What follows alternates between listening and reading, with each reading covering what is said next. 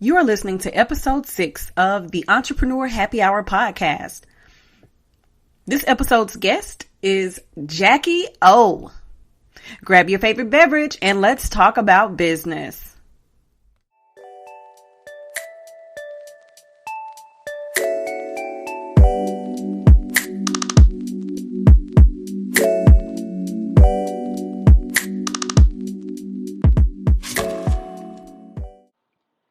Welcome to the Entrepreneur Happy Hour podcast. I'm your host, Kimberly Denise. This podcast is for entrepreneurs.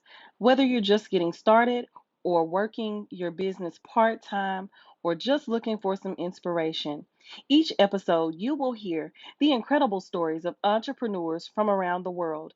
These entrepreneurs are subject matter experts in their niche. Want to show off your fan status? Make sure you're subscribed to the show so you can be one of the first to listen to my latest episode, which starts right now. So grab your favorite beverage and let's talk. Hello, and welcome to another episode of the Entrepreneur Happy Hour. I am so glad that you all are tuning in and listening today, and I am so excited about our guest today. A lot of times when I have guests on, I'll kind of have them give a brief introduction of themselves, but this guest is extra special to me and holds a special place in my heart. So I just want to do the due diligence of giving her a marvelous introduction. Her name is Jacqueline Oselin, known as Jackie O. She is my yogi, my yoga instructor, my life coach. She came into my life at a very interesting time, but during that interesting time, we've become close friends and also business partners. And so I'm so excited to hear from her today. Our topic is work-life balance, and we will also be talking about self-care. So all of you entrepreneurs and small business owners out there, make sure that you are tuning in, that you have something to jot down some notes, because I am sure she's going to give us some helpful tips to help us with this particular area. So Jackie O, how are you doing today? I am wonderful. It is Wednesday, so I always attach a vibrant adjective that matches the day of the week. So I'm doing wonderful today. Well, that is great. Well, thank you so much for being on. And I want to make sure that we just chat for a minute and talk about this particular topic. And then, of course, at the end, I want you to make sure to share with the listeners a little bit more about your business and how they can reach you. All right. Absolutely. So, Sure. first question is, and we're talking about work-life balance and self-care. All Okay. right. So, our first question for you is in regards to that. And that question is, what have you done in your life and business to focus on work-life balance and self-care?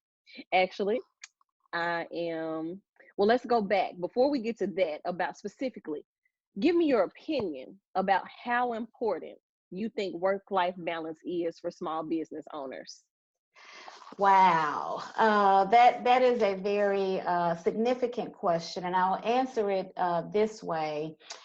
When we talk about and explore work-life balance, my experience and my observation has been that oftentimes we do so from a place of dread and overwhelm and feeling that this is just something that I simply cannot achieve. I'm constantly juggling, trying to balance, make everything equal.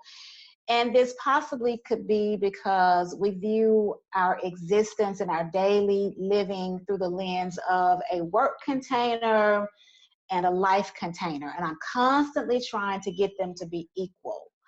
Because when you think about balance and the word balance itself, it's a noun, but it's also a verb. And that means that balance, we're constantly trying to rearrange and adjust and keep something symmetrical or equal. But when I explore this area of quote unquote work-life balance, I would like to submit to us that work is merely one of the containers or one of the parts that makes up the many dimensions of our life. And so if you think of your life as a circle or as a wheel that has been divided into sections, financial, your spiritual or your purpose life. It includes our relationships.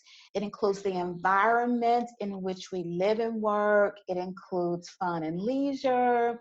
And then it also includes our physical health, the intellectual and personal growth part of us. And it includes our work or our career. And so given that our lives is made up of all of these different sections, I invite us to shift from thinking about this perspective that work and life is the thing that we're balancing, and recognize that work is merely one dimension of who makes us up. So if we shift and start thinking that way, it helps us to have a more healthy understanding of the role that work plays in our life, but how it also interfaces and engages with those other 8 dimensions. And so when we think of it that way, instead of trying to balance work and life, this container, that container, I'm constantly trying to balance, I like to promote the awareness of flow and harmony in our lives Okay. versus a balancing act of one or the other. Okay. So, can you share with us what you have done um, in your life and business in regards to this particular area, in regards to self care, and in regards to this flow and this harmony? Yes, so continuing with that shift, that paradigm shift of flow and harmony, what that means is acknowledging that each one of those areas is important and vital to our overall health and well-being as a whole person, as a business owner. And so we also have to recognize that it's very unlikely that we're going to be equally or totally satisfied in each one of those areas at the same time, right? Because life has ebb and flow, right?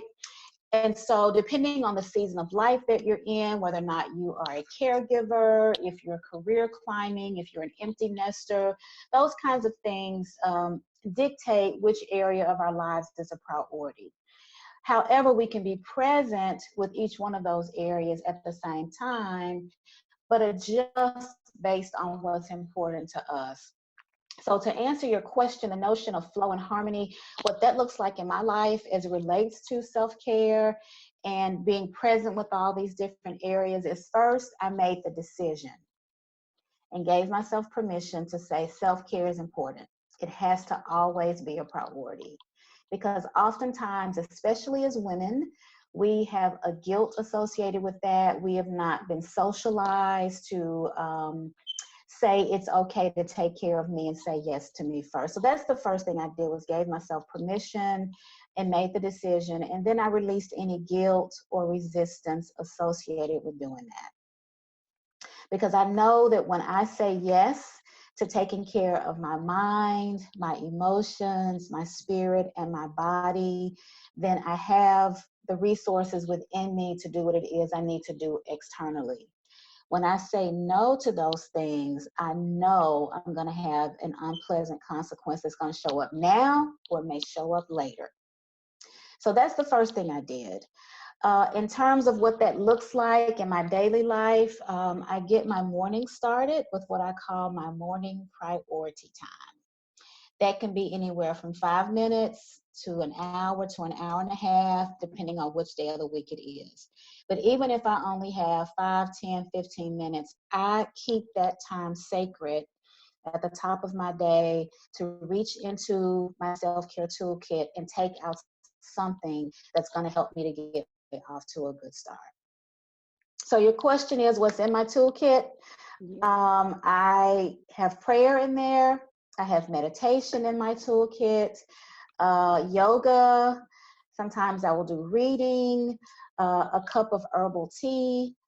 I do essential oils therapy.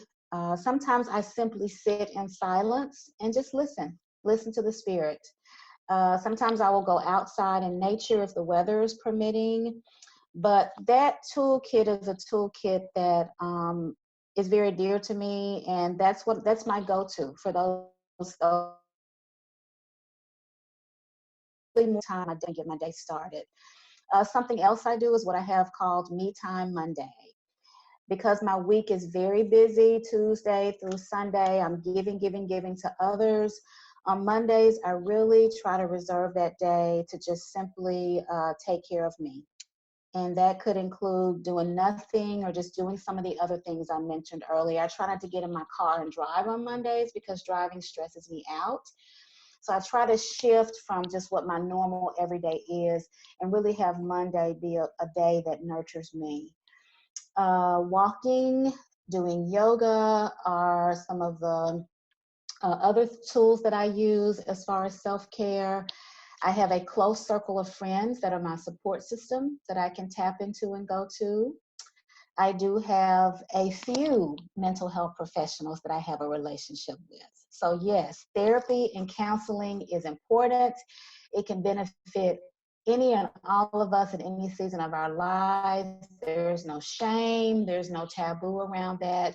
In fact, it is a very healthy way to respond to what's going on in our lives, is connecting with a mental health professional.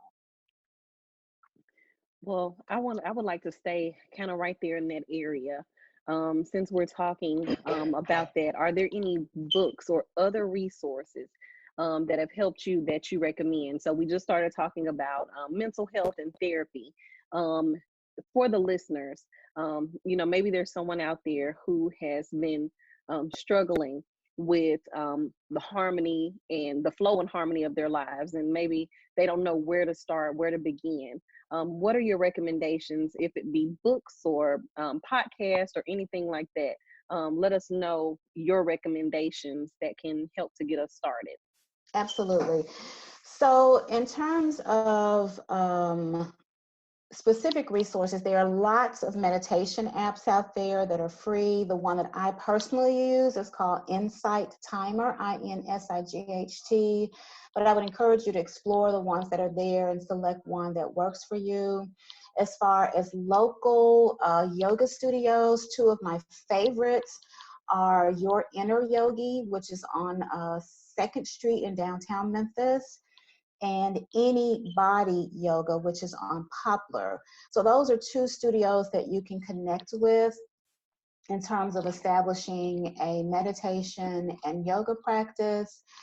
As far as mental health professionals, there are many, many options to choose from. It's really going to be based on, what you're looking for in a therapist. If you have access to insurance that covers that and that pays for that.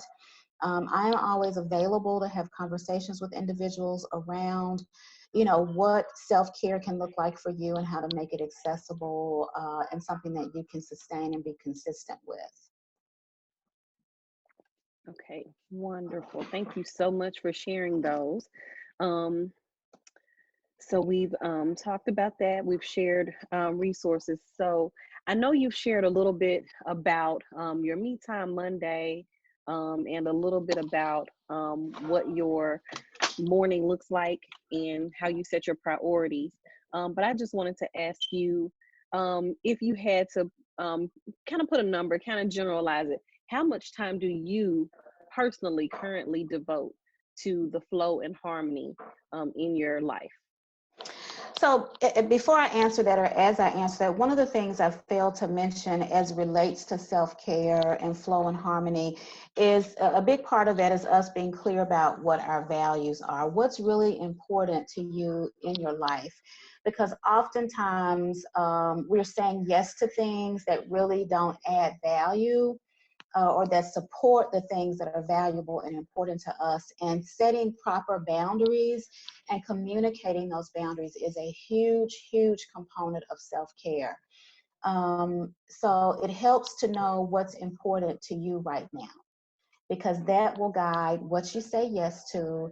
It will guide how you spend your time, and it also helps to make sure that you are allowing time for yourself. So as I mentioned, sometimes my morning routine can be anywhere from 5 to 15 minutes all the way up to 60 minutes or an hour and a half, depending on what my schedule is for the rest of the day. In terms of the week, I do try to make sure that I'm walking or practicing yoga at least 3 to 5 days a week. making sure that I'm moving my body in some kind of intentional way every single day.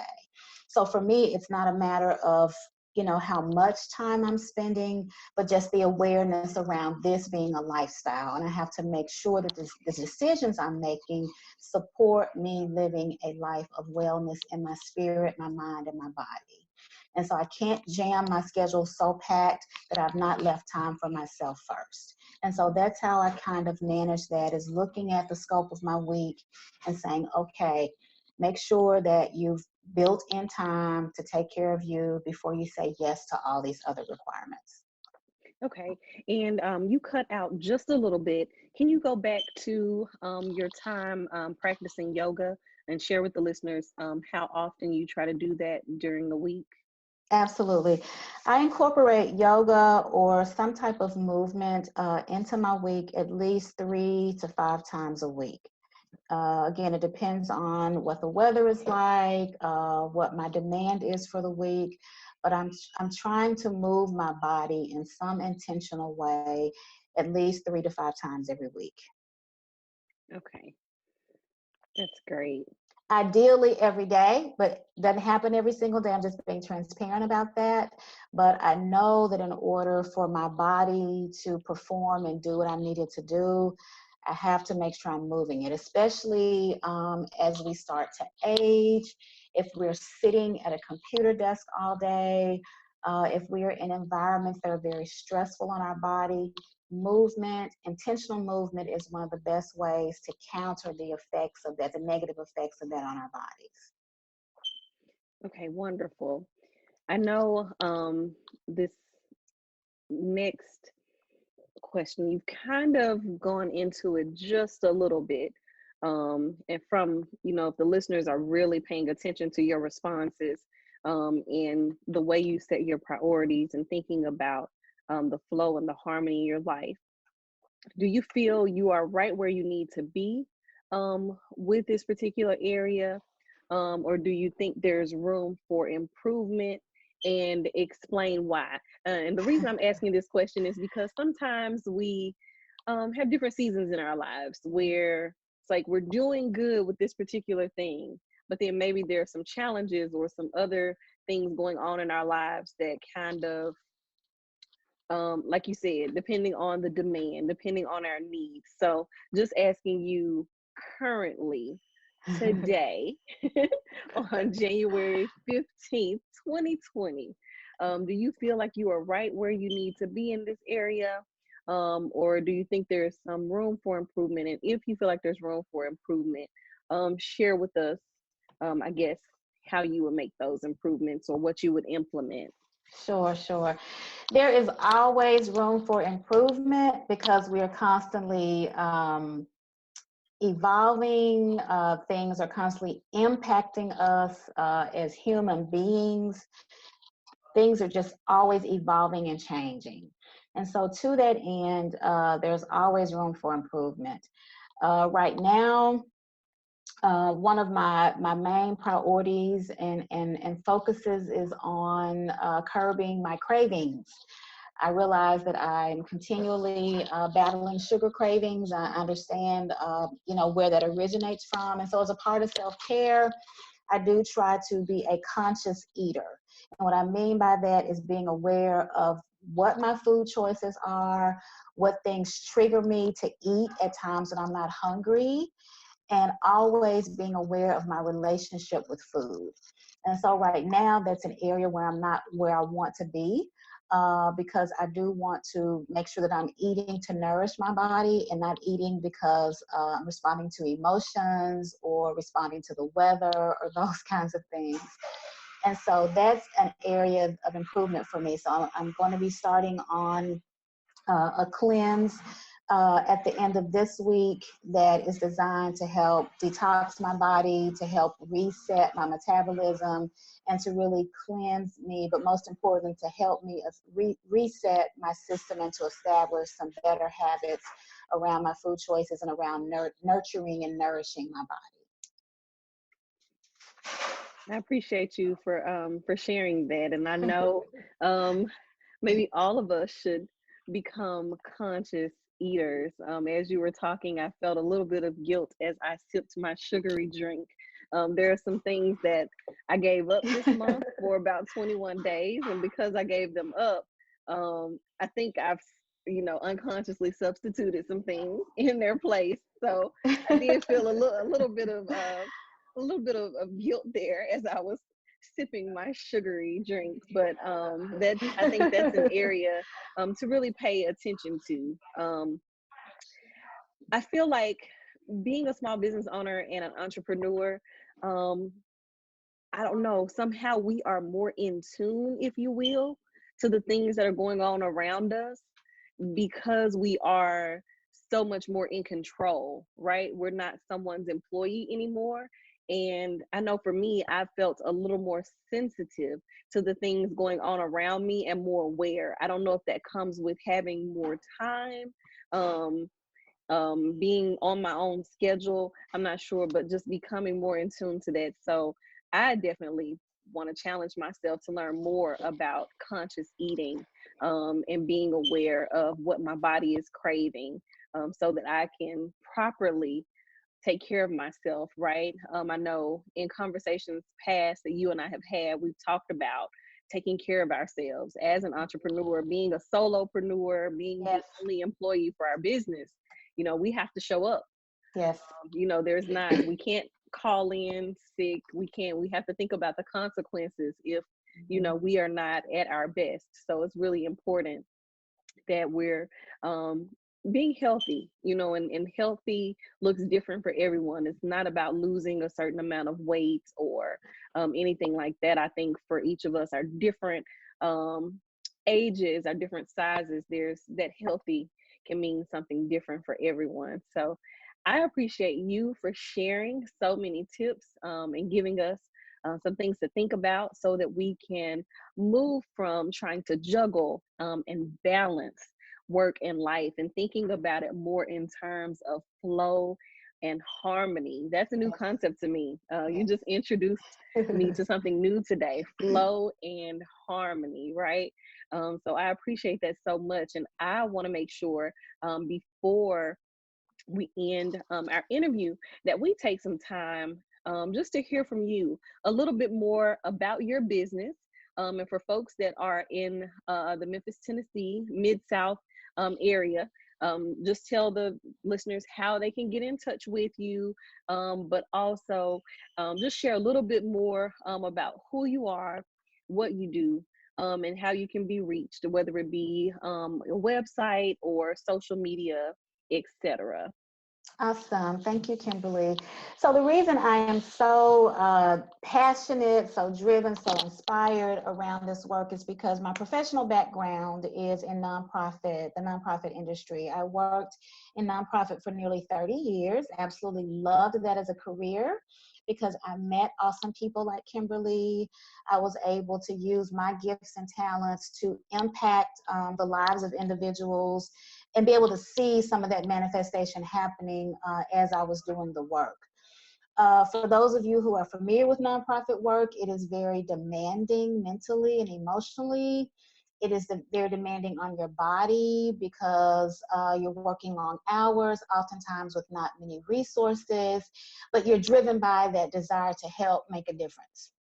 And so after doing that for nearly 30 years, I started noticing some health concerns. Excuse me, I started noticing just high levels of stress. And honestly, I knew that I could not sustain that work pace, that rigor much longer.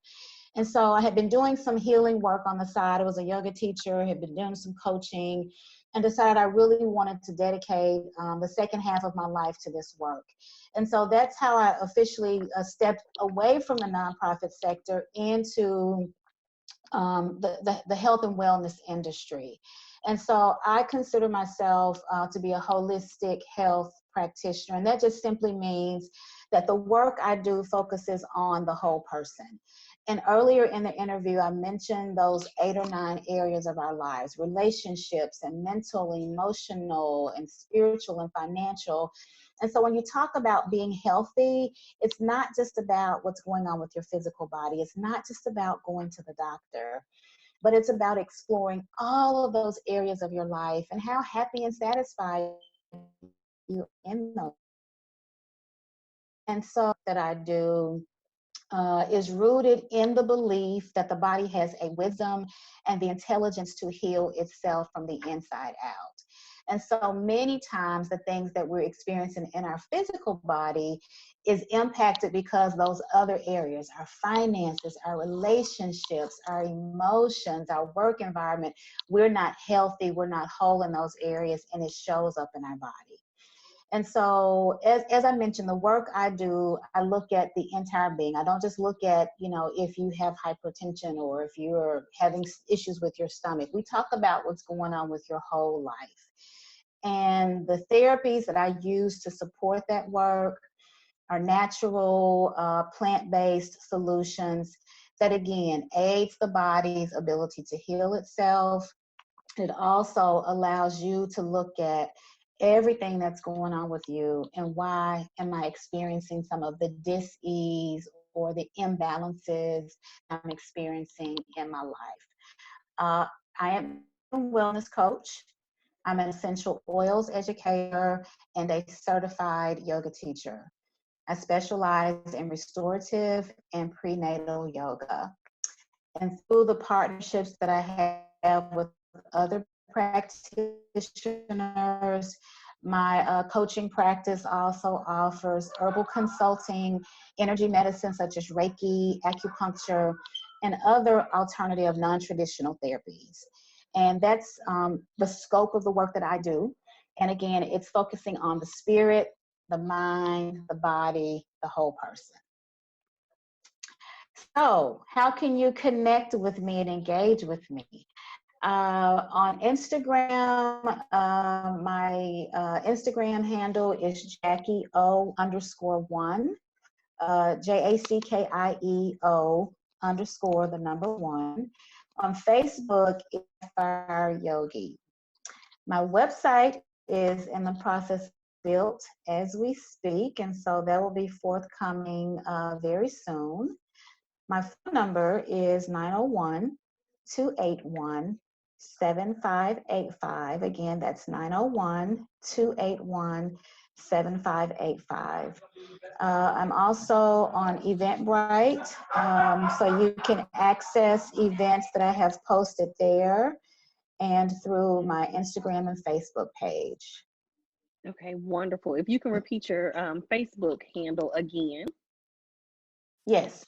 So Facebook is Sapphire, SAPPHIRE, Yogi, YOGI. So like the stone sapphire, Sapphire Yogi. And Instagram is JACKIEO_1. So Jackie O1. In terms of specific offerings, I teach a weekly community yoga class called Peace, Love, and Yoga, right in the heart of Binghamton on Tuesdays at 6 p.m. And that class is held at the Commons Sanctuary at 258 North Merton. So there's a very supportive community of individuals who come to practice yoga, very diverse community. And we just show up and practice together. And so I invite you to join us. It's from 6 to 7 p.m. every Tuesday. And then once a month, I host a women's healing circle at Your Inner Yogi, which is a yoga studio located at 10 North 2nd Street. So I invite you to become a part of our healing community and just watch your life transform in spirit, mind, and body. Wonderful. Well, thank you so much for being with us today on this wonderful Wednesday. We have to use an adjective to describe it. Thank you so much for sharing your tips and introducing new concepts to us and to get us thinking. And thank you so much for sharing your information so that listeners can connect and engage with you. We appreciate you so much. And we pray that you would continue to be successful in all of your endeavors, and that you would flourish and continue just to add value to others as others are pouring in and adding value to you. Thank you so much for your time today. Thank you, Kimberly. And as we close, I guess the final thing I'd like to say is that small changes go a long way. And so as we talk about self-care, sometimes it can be overwhelming because the time money or just can't figure out how to do one more thing. And that's the value of working with a coach, because it can help you to look at where your life is and really see what do you already have in your hand, what do you already have at your disposal, where you can make small changes over time to really create a life you love. We only have one life. And so we have to make the decision today to do something different, to experience and to just live a life of abundance. And so I encourage everyone to make the decision to take care of you, because you only have one life to live. Thank you so Thank you. much. And that's it for this episode of the Entrepreneur Happy Hour podcast. If you haven't already rated and reviewed my show, leave your feedback. Do that today. Whether you're listening on iTunes, Google Play, or Spotify, your review shows off your fan status and helps other future listeners find this podcast. I love hearing from my listeners, and I would love to hear from you. Send me a note at hello@theentrepreneur.happyhour.com. Until next episode, I'll see you over on the Entrepreneur Happy Hour Facebook community.